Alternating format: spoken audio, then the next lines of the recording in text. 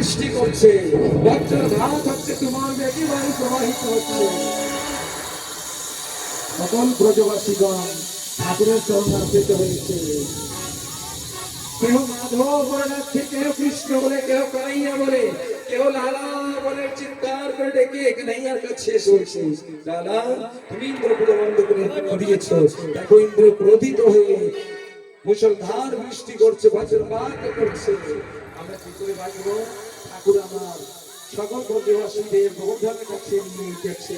ঠাকুর আমার বাপ হস্তে কনিষ্ঠ অঙ্গুলির পরে গিরিরাজ পর্বত ধারণ করেছে। এক অঙ্গুলির পরে গিরিরাজ পর্বত ধারণ করে সকল ব্রজবাসীদের আশ্রয় প্রদান করেছে। সকল ব্রজবাসীরা আশ্রয় নিয়েছে গিরিরাজের তলে। সপ্তম দিবস রাত্র ধরে ইন্দ্র মুষলধার বৃষ্টি করছে, আর সকলে সপ্তম দিবস রাত্র ধরে ঠাকুরের চরণাশ্রিত হয়েছিল। সপ্তম দিবসের পরে মুষলধার বৃষ্টি যখন বন্ধ হলো, ইন্দ্রের মান মর্দন হলো। ইন্দ্র ঠাকুরের কাছে এসে ক্ষমা চেয়ে নিল। কামধেনু প্রকট হলো। কামধেনু ঠাকুরকে গো তিলক করে বললেন, ও ঠাকুর আজকে থেকে গো ব্রাহ্মণ এবং সাধু মহন্ত ভক্তগণের ঈশ্বর তুমি, আর কেউ নয়।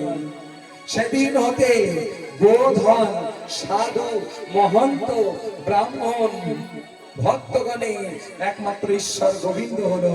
এই সাধু ভক্ত ব্রাহ্মণ গোবৎসাদীদের রক্ষার দায়িত্ব ভগবান বহন করলেন। সেদিন দিয়ে গোপীনাথ হলেন ভগবান। সমগ্র জগতের এক ঈশ্বর তিনি হলেন, আর আজ পর্যন্ত তিনি সকলে রক্ষা করছেন। ইন্দ্র ক্ষমা চেয়ে ইন্দ্র ভবনে চলে গেছে, গো তিলক হলো এবং কামধেনু দুগ্ধে অভিষেক হলো। শ্রী রাধে। এই পর্যন্ত আমি গোবর্ধন চরিত্র পাঠ করলেন। আগামী দিন রাসলীলা পাঠ থেকে শুরু করবো। মথুরা গমন কংসবধ এবং ঠাকুরের বিবাহ উৎসব। শ্রী রাধে বল বৃন্দাবন বিহারী লাল কি জয়। আসুন একটু ভজনে আনন্দ করবো।